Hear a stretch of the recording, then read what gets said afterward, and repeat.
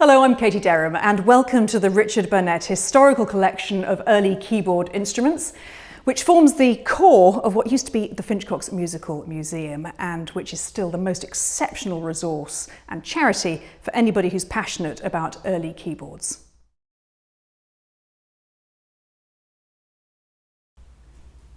Hello, my name is Croshaw and I'm delighted to be here at the home of the Richard Burnett Collection of Historical Keyboard Instruments. I'm going to present to you an early example of a concert grand piano which is particularly associated with one of the great French Romantic composers.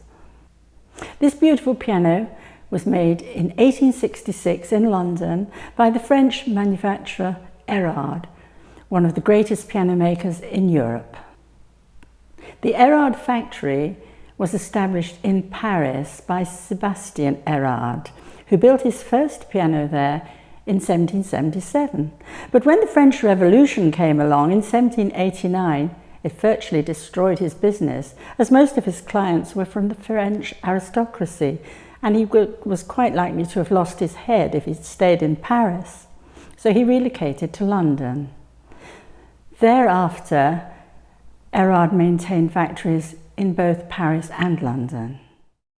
This London piano, built in the 1860s, was probably a special order instrument, as we can see from the beautiful decoration, which was usually reserved for pianos, or let's say furniture of the highest quality in that time.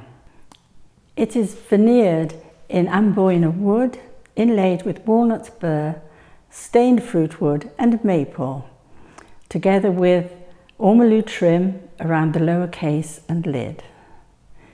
Inside, it has an ironbar construction rather than a cast iron frame. It has two pedals, one the duo or una corda and a sustaining pedal. A huge breakthrough in the construction of the instrument was made by Pierre Erard in 1821 when he patented the double escapement action, which enables a note to be repeated without the key lever coming right up to its full height. Crucially, this makes possible a much deeper touch on the keys, with which we can, to a great extent, eliminate the percussive noise of the hammers hitting the strings. This means that we can create the effect of one sound melting into another, though this is much more difficult on the modern instrument with its heavier action.